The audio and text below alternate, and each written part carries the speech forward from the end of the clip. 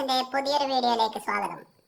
ഇപ്പോൾ ചർച്ചാ വിഷയമായ സുംബ ഡാൻസിനെ ചൊല്ലി പുരോഗമന പൊതുസമൂഹവും ഏതാനും അപരിഷ്കൃതരായ മതമൗലികവാദികളും തമ്മിലുള്ള പൊരിഞ്ഞ വാദപ്രതിവാദങ്ങൾ നടക്കുകയാണല്ലോ. പ്രാകൃതമായ മതവീക്ഷണങ്ങളിൽ നിന്നും മനുഷ്യസഹജമായ പരിവർത്തനങ്ങളിലേക്ക് കേരള ജനത, പ്രത്യേകിച്ചും കുട്ടികൾ മുന്നോട്ട് നടക്കുമ്പോൾ അവരെ മതശാസനകളിലൂടെ പിന്നോട്ട് വലിക്കുന്ന തീവ്രവാദികൾക്കെതിരെ കേരള സമൂഹം ഒറ്റക്കെട്ടായി പ്രതികരിക്കുക. ഇനി നേരെ വീഡിയോയിലേക്ക് പോകാം. നമ്മുടെ സർക്കാരിന്റെ ഒരു പൊട്ടപ്പോയത്തരമാണ് ഇപ്പോൾ ഈ കടന്നു കേൾക്കുന്നത്. എന്തൊരു വിദ്യാഭ്യാസ വിചക്ഷണന്മാരാണ് ഇപ്പൊ ഈ തലപ്പത്തിരിക്കുന്നത് എന്ന് എനിക്ക് എത്ര ആലോചിച്ചിട്ടും പിടികിട്ടുന്നില്ല.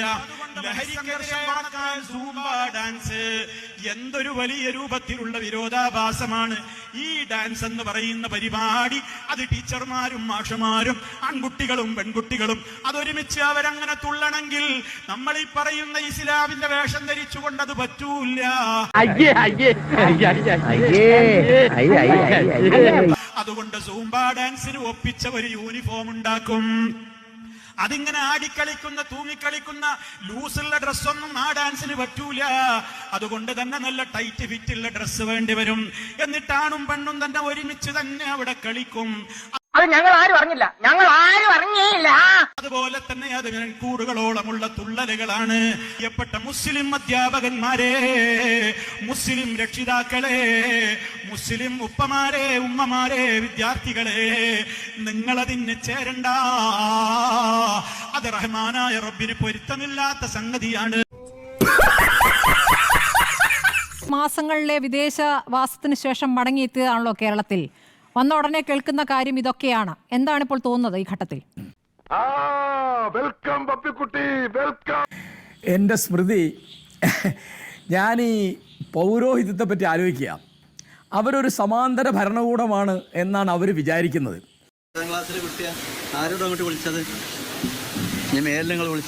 ഈ ജാതിനൊക്കെ തെരണ്ടിവാൽ അച്ചാറിൽ മുക്കി തല്ലണോ? അങ്ങനത്തെ പെൺകുട്ടികളൊന്നും ഇങ്ങോട്ട് വിളിക്കണ്ട. എന്ത് വെറുപ്പിക്കല്, ഭയങ്കര വീട്ടിലാണല്ലോ നിങ്ങൾക്ക്. നിങ്ങളെ വീട്ടില് വെറുപ്പിച്ചാ പോലെ സമസ്തന്റെ ഇത് നിങ്ങൾക്ക് അറിയില്ലേ? സമസ്തന്റെ തീരുമാനം രക്ഷിതാവിനോട് വരാൻ പറയും. അവർക്ക് കാര്യങ്ങൾ കൽപ്പിക്കാം, നടപ്പാക്കാം എന്നാണ് അവർ വിചാരിക്കുന്നത്. ഇപ്പോൾ എൻ്റെ കുട്ടിക്കാലത്തുണ്ടായിരുന്ന വലിയൊരു പ്രശ്നം ഇംഗ്ലീഷ് പഠിക്കാൻ പാടില്ല എന്നായിരുന്നു. ഇംഗ്ലീഷുകാരെ എതിർക്കാൻ വേണ്ടത് ഇംഗ്ലീഷ് പഠിക്കുകയാണ് എന്ന് തിരിയാനുള്ള സാമാന്യ ബോധം പോലും ഇവിടുത്തെ പൗരോഹിത്യത്തിനുണ്ടായില്ല. വിദ്യാഭ്യാസമുള്ള ഒരുത്തനും നമ്മളെ പാർട്ടിയിലില്ലേ? ഇവിടെ ഏറ്റവും അധികം ഇംഗ്ലീഷുകാരെ എതിർത്ത ആരാണ്? അലിഗഡിൽ ചെന്ന് ഇംഗ്ലീഷ് പഠിച്ച മുഹമ്മദ് അബ്ദുറഹിമാനെ എതിർത്തത്. ആ അബ്ദുറഹിമാൻ കാഫറാണെന്ന് പറയാൻ ഇവിടെ ആളുണ്ടായി. ഓർമ്മിപ്പിക്കല്ലേ പൊന്നെ.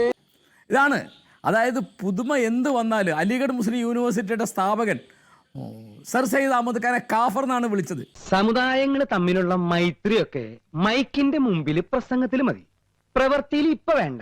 അപ്പോൾ എല്ലാ തരത്തിലുള്ള കലാരൂപങ്ങളെയും എതിർക്കുക. പ്രത്യേകിച്ച് കലാരൂപങ്ങളിൽ എന്താ ഉള്ളത്? വ്യക്തികളുടെ സ്വാതന്ത്ര്യമുണ്ട്, അവരുടെ സന്തോഷമുണ്ട്. വ്യക്തികളുടെ സ്വാതന്ത്ര്യവും സന്തോഷവും ഒരു മതവിഭാഗത്തിലും പുരോഹിതനും ഇഷ്ടാവില്ല.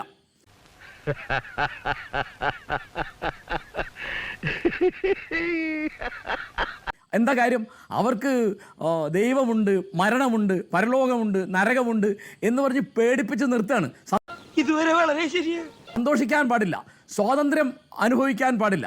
അപ്പോൾ ഫ്ലാഷ് മോബ് എന്ന് കുറച്ച് കൊല്ലം മുമ്പ് ഒരു ഏർപ്പാടുണ്ടായിരുന്നു മലപ്പുറത്ത്. അതിൽ പങ്കെടുത്ത ഒരു പെൺകുട്ടി, അവളുടെ പേരെൻ്റെ ഓർമ്മ ശരിയാണെങ്കിൽ ജസ്ല മാടശ്ശേരി. അവൾ കേസുകാരിയായിരുന്നു, മുസ്ലിം കുടുംബത്തിൽ പറഞ്ഞ കുട്ടിയാണ്.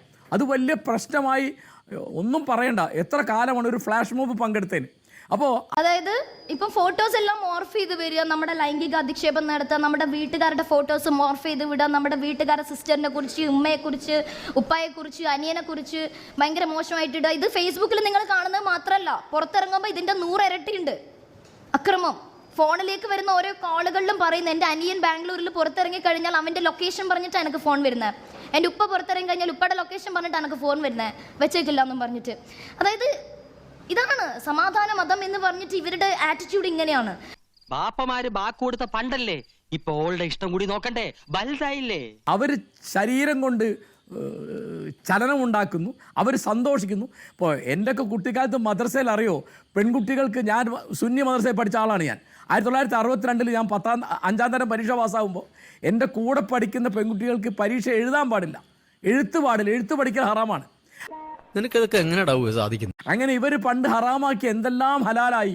ഇപ്പോൾ 1985 40 കൊല്ലം മുമ്പ് ഫറോക്കിലൊരു പള്ളിയിലെ ഇമാമിന് ജോലി നഷ്ടപ്പെട്ടത് അദ്ദേഹത്തിൻ്റെ മൂത്ത മകൻ വീട്ടിൽ, അദ്ദേഹം ഗൾഫിൽ നിന്ന് ഒരു TV കൊണ്ടുവന്ന് വെച്ചു.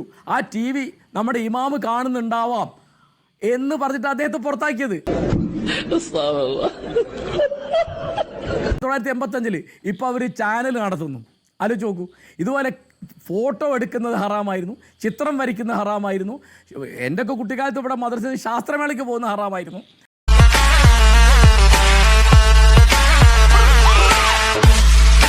സ്വർഗത്തിലേക്കുള്ള പ്രയാണമെന്ന എൻ്റെ ഈ ചാനൽ ഇഷ്ടപ്പെടുന്നവർ ലൈക്കും കമൻറ്റും ഷെയറും ചെയ്യണേ. അടുത്ത തവണ കാണും വരേക്കും അസ്സലാമു അലൈക്കും. പിന്നെ ഫുട്ബോൾ കാണാൻ പാടില്ല. ഇറാനിൽ വലിയ പ്രശ്നം ഉണ്ടായത് അത്. കാരണം ഫുട്ബോൾ കാണുമ്പോൾ മുട്ടിൻ്റെ മേലെ ട്രൗസർ ഇട്ട ഒരു പുരുഷനെ കാണുന്നു എന്നാണ്. ഫുട്ബോളല്ല കാണുന്നത്, ഈ പുരുഷൻ്റെ ശരീരമാണ് കാണുന്നത്. അതെങ്ങനെ മനസ്സിലായി? അങ്ങനെ പോയിട്ടാണ്. അത് വലിയ കഥയാണ്. അതൊക്കെ ഒരു പെൺകുട്ടി ഒളിച്ച് കണ്ടിട്ട് ഇറാനിൽ വലിയ പ്രശ്നമുണ്ടായി. അപ്പോൾ ഏറ്റവും വലിയ പെണ്ണുങ്ങളെ അടക്കിയിരുത്തുക എന്നുള്ള സ്ത്രീ വിരുദ്ധമായ നിലപാടാണ് ഇതിൻ്റെ പിറകിലുള്ളത്. സന്തോഷായി, നല്ല സന്തോഷായി. നീ വാ. ഈ സൂംബ എന്ന് പറയുന്നത് എൻ്റെ അറിവ് ശരിയാണെങ്കിൽ 27 കൊല്ലമായിട്ടുള്ളത് ഉണ്ടായിട്ട് ദക്ഷിണ അമേരിക്കയിലെ കൊളംബിയയിൽ ബെട്രോ പെറാസ എന്ന് പേരായ ഒരു നൃത്ത അധ്യാപകൻ, അദ്ദേഹം കായിക പരിശീലനക്കാരനും കൂടിയാണ്. അദ്ദേഹം യാദൃച്ഛികമായി കണ്ടെത്തിയ ഒരു ഏർപ്പാടാണിത്. അതിൽ കായിക പരിശീലനമുണ്ട്, നൃത്തമുണ്ട്. അതിലൊന്നും ഒരു ബുദ്ധിമുട്ടുള്ളതായിട്ട് ഒരു പെൺകുട്ടിയും പറയുന്നില്ല. ഇപ്പോൾ ജെൻഡർ ജസ്റ്റിസിന് വേണ്ടിയിട്ട് വാദിക്കുന്ന ആളുകൾ സ്വാഭാവികമായിട്ടും കോമൺ യൂണിഫോം ആണിനും പെണ്ണിനും എന്ന് വന്നപ്പോൾ വലിയ എതിർപ്പായിരുന്നു. എന്നിട്ട് ബാലുശ്ശേരിയിലെ ഒരു സാധനം TV കണ്ട എനിക്ക് ഓർമ്മയുണ്ട്. ബാലുശ്ശേരിയിലെ പെൺകുട്ടികളോട് TV കാർ ചോദിച്ചു, അവർ ഞങ്ങൾക്ക് വലിയ സൗകര്യമാണ് പാൻസ് ഇടുന്നത്. ുള്ള പെണ്ണുങ്ങൾ അവർ പുരുഷന്മാരെ കുഴക്കാനും പുരുഷന്മാരെ വശീകരിക്കാനും ഇറങ്ങിത്തിരിച്ചവരാണ്. അവരുടെ ഫോൺ കോളുകളുടെ ലക്ഷ്യമതാണ്, അവരുടെ വിളികളുടെ ലക്ഷ്യമതാണ്, അവരുടെ നടത്തത്തിന്റെ ലക്ഷ്യമതാണ്, അവരുടെ വേഷത്തിന്റെ ഡ്രസ്സിന്റെ സ്റ്റൈലിന്റെ ലക്ഷ്യവും അതാണ്. ആരെങ്കിലും എന്നെ നോക്കണമെന്ന് ആഗ്രഹിച്ചു നടക്കുന്നവർ ഓടാനും നടക്കാനൊക്കെ സൗകര്യമാണ്. പാൻസ് ഉണ്ടായ നാട്ടിൽ ആണും പെണ്ണും ഒരുപോലെ കരുതലാണെന്നറിയോ കാരശ്ശേരി മാഷേ? പെൺകുട്ടികൾക്ക് ബാത്റൂമിൽ പോകാൻ ബുദ്ധിമുട്ടാകില്ലേ എന്നാണ് ചോദിച്ചത്.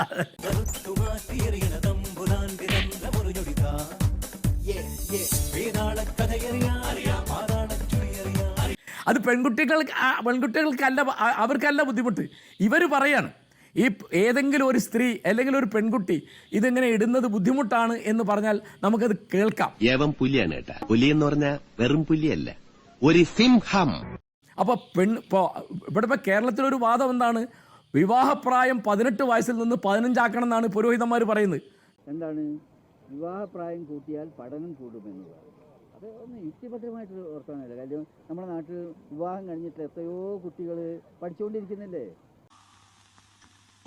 എന്താ ആരാ പറയുന്നത്? പെൺകുട്ടികളല്ല പറയുന്നത്. അപ്പോൾ അതുപോലെ ക്രിസ്ത്യൻ പൗരോഹിത്യം ഇപ്പോൾ പറയുന്നത് എന്താ? സന്താന നിയന്ത്രണം പാടില്ല. കേരളത്തിലെ സ്ത്രീകൾക്ക് മോചനം കൊടുത്ത പ്രധാനപ്പെട്ട ഒരു കാര്യം സന്താന നിയന്ത്രണമാണ്. അത് പാടില്ല. പ്രസവിക്കുന്ന കുടുംബത്തിന് സമ്മാനം കൊടുക്കാൻ നടക്കുകയാണ് കത്തോലിക്ക പുരോഹിതന്മാർ.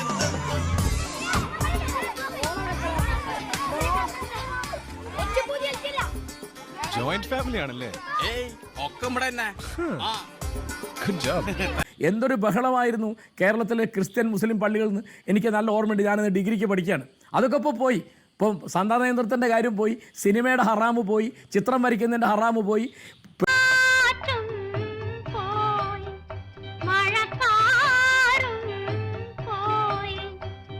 പെൺകുട്ടികൾ അക്ഷരം പഠിക്കുന്നതിൻ്റെ ഹറാമ് പോയി, എല്ലാം പോയി. ഇപ്പോൾ അവറ്റകളുടെ കരച്ചിലേക്കാൻ തന്നെ എന്തൊരു സുഖം, എന്തൊരു സംഗീതാത്മകം. മദ്രസത്തിൽ ബനാത്ത് പെൺകുട്ടികൾക്ക് വേണ്ടി മാത്രമുള്ള മതപാഠശാലകൾ സ്ഥാപിക്കവരുടെ പണി. ഇംഗ്ലീഷ് മീഡിയം ഇവരുടെ പ്രധാനപ്പെട്ട കാര്യമാണിപ്പോൾ. അപ്പോൾ എപ്പോഴും ഏത് നൂറ്റാണ്ടാന്ന് ചോദിക്കുന്നത് എന്തുകൊണ്ടെന്ന് വെച്ചാൽ പുതിയ ഒരു സാധനം വരുമ്പോൾ അതിനെതിരായിട്ട് നിൽക്കുക. അതിപ്പോ വിവരമുള്ളതുകൊണ്ട് എനിക്ക് മനസ്സിലായി, ഇവരൊക്കെ ഒന്ന് പറഞ്ഞ് മനസ്സിലാക്കിയാല്. അതുപോലെ ആണും പെണ്ണും ഇടകലർന്ന് പെരുമാറി പരിചയിച്ചാലേ ഈ തരത്തിൽ മാനസികമായ വളർച്ച ഉണ്ടാവുള്ളൂ. അല്ലാതെ ഇതൊക്കെ ഇങ്ങനെ വേറിട്ട് നിർത്തിയിട്ട് ആണും പെണ്ണും ഒന്നിച്ച് പഠിക്കുന്ന വിദ്യാലയങ്ങൾ അയക്കുന്നത് തന്നെ ശരിയല്ല എന്നിവർക്ക് അഭിപ്രായമുണ്ട്. പൂർണ്ണമായും ആൺകുട്ടികളും പെൺകുട്ടികളും തമ്മിൽ കളിക്കേണ്ട അല്ലെങ്കിൽ ഡാൻസ് കളിക്കേണ്ടതോ ശരീര സ്പർശത്തിലേക്ക് പോകുന്നതോ ആയിട്ടുള്ള കാര്യങ്ങൾ അവിടെ നിലവിൽ വരും അല്ലേ? ഇല്ല റിസ്വാന, ഇത് താങ്കൾ എന്താണ് പറയുന്നത്? സുംബ എന്താണെന്ന് മനസ്സിലാക്കിയിട്ടല്ലേ നമ്മൾ അതിനെ എതിർക്കേണ്ടത്? ഇതിൽ എവിടെയാണ് ശരീര സ്പർശനത്തിലേക്കൊക്കെ വരുന്നത്?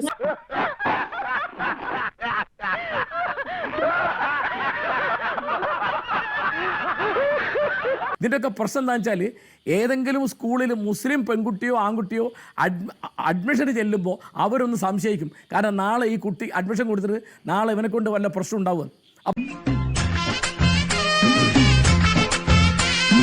അപ്പോൾ അവരുടെ വിദ്യാഭ്യാസത്തെ ഉന്നത വിദ്യാഭ്യാസമൊക്കെ തടയുന്ന ഒരു ലെവലിലേക്ക് ഇത് പോവും. ഈ ചർച്ചക്ക് വന്ന എന്താ ഇപ്പൊ ചർച്ച ചെയ്യുന്നത്? ഇപ്പോൾ പ്രതിപക്ഷ നേതാവ് പറഞ്ഞു കേട്ടല്ലോ, മുസ്ലിം ലോകത്തിലെ ഏറ്റവും വലിയ പ്രശ്നം എന്താണ്? പ്രതിപക്ഷ നേതാവ് പറഞ്ഞു കേട്ടല്ലോ, ഇങ്ങനെ ഇതൊരു അടിച്ചേൽപ്പിക്കൽ പാടില്ല. ഒന്നാമത് അടിച്ചേൽപ്പിക്കുന്നില്ല, അദ്ദേഹം പറയുന്നത് സുംബ അടിച്ചേൽപ്പിക്കരുത്. അപ്പൊ മുതലാളിക്ക് ഇത്ര നേരമായിട്ട് മനസ്സിലായില്ലേ ഇവൻ പൊട്ടനാണ് മുതലാളി? മാത്രമല്ല ഇതിൽ ചർച്ച, ഇവരോടൊക്കെ ചർച്ച നടത്തണം. ആരോടാണ് ചർച്ച നടത്തേണ്ടത്? ഇവിടെ മുസ്ലിം പെൺകുട്ടികളുടെ മാതാപിതാക്കൾ ഇവിടെ വന്ന് ഇത് പറ്റില്ല എന്ന് പറയുന്നത് നമ്മൾ കണ്ടില്ല, രക്ഷിതാക്കൾ പറയുന്നതായി കണ്ടില്ല, സ്കൂളുകൾ എതിർപ്പ് പറയുന്നതായി കണ്ടില്ല. അപ്പോൾ ആരോടാണ് ചർച്ച നടത്തേണ്ടത്? ഈ തരത്തിൽ പിന്നാക്കാവസ്ഥ പ്രകടിപ്പിക്കുന്ന പുരോഹിതരോട് ചർച്ച നടത്തി വേണം ഇവിടെ ഓരോ പുരോഗമനപരമായ കാര്യങ്ങൾ നടപ്പാക്കാൻ എന്നാണോ? അല്ല, ഈ പ്രതിപക്ഷ നേതാവ് പറഞ്ഞത് അങ്ങേയറ്റം പ്രതിഷേധാർഹമാണ്. ഗവൺമെന്റിന്റെ ഇപ്പോഴത്തെ നിലപാട് 100% ശരിയാണെന്നാണ് എൻ്റെ അഭിപ്രായം. നീ പൊന്നപ്പനല്ലടാ, തങ്കപ്പൻ തങ്കപ്പൻ. സ്കൂളുകളിൽ ലൈംഗിക വിദ്യാഭ്യാസം പാടില്ല. ഈ പെണ്ണെന്താ ഇങ്ങനെയൊക്കെ പറയണേ? പിന്നാക്കം പോകരുത്. ലൈംഗിക വിദ്യാഭ്യാസം വളരെ അത്യാവശ്യമുള്ള ഒരു സാധനമാണ്. ഇപ്പൊ ഈ പറഞ്ഞതൊരു വർത്താന. കൃത്യസമയത്താണ് ഞാൻ പറഞ്ഞത്. അതിലൊന്നും കൂട്ടാനുമില്ല, ഒന്നും കുറക്കാനുമില്ല. ലൈംഗിക വിദ്യാഭ്യാസം എന്നുള്ളത് ഇപ്പോൾ ഇന്ത്യയിൽ മൊത്തത്തിൽ ഇപ്പോൾ ട്രാൻസ്ജെൻഡർ എന്ന് പറഞ്ഞാൽ എന്താണെന്ന് തിരിയാത്ത ആളുകളാണ്. അപ്പോൾ ഇന്ത്യയിൽ മൊത്തത്തിൽ ലൈംഗിക വിദ്യാഭ്യാസം വളരെ കുട്ടിക്കാലം തൊട്ട് തന്നെ കൊടുത്താൽ മാത്രമേ പലതരത്തിലുള്ള ആന്ധ്യങ്ങളും മാറുകയുള്ളൂ. ഈ സദാചാര ഗുണ്ടായിസം നടപ്പാക്കാനാണ് എല്ലാ മതവിഭാഗത്തിലെയും പുരോഹിതന്മാർ ശ്രമിക്കുന്നത്.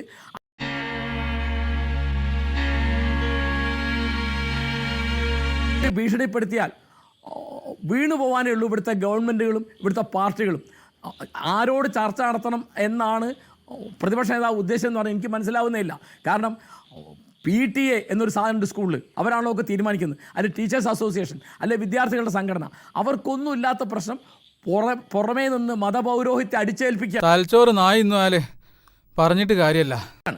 അപ്പോൾ ഇവർ രക്ഷകരാണെന്ന് പറഞ്ഞു വന്നിട്ട് ഞാനത് ആവർത്തിക്കുകയാണ്. ഇവിടുത്തെ എല്ലാ മതവിഭാഗത്തിലെയും പൗരോഹിത്യത്തിൻ്റെ പ്രധാനപ്പെട്ട പണി സ്ത്രീകളെ അടിച്ചിരുത്തുക എന്നുള്ളതാണ്.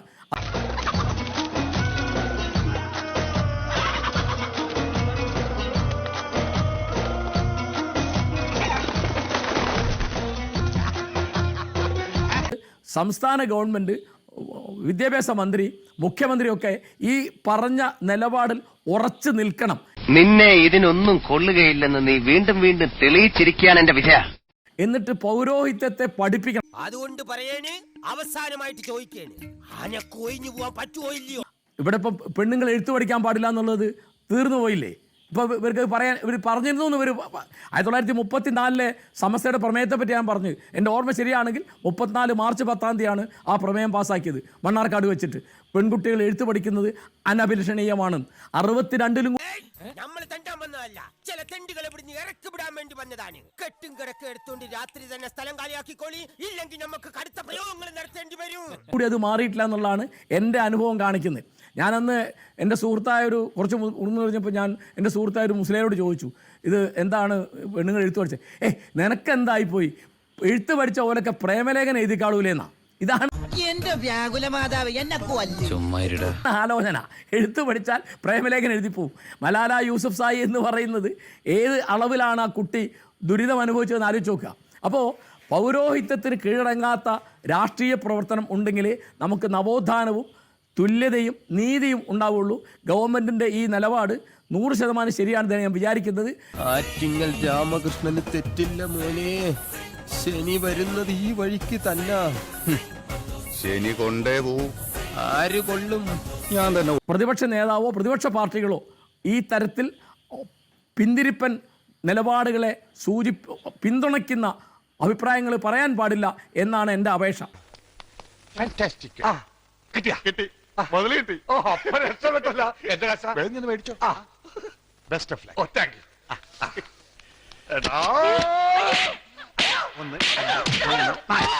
4% കിട്ടിയ മുതലും പലിശ ചേർത്ത് കിട്ടി. ആരും കണ്ടില്ല. വാ. ഞാൻ പോകുന്നു. Bye bye. അയ്യോ വഴി മാറി.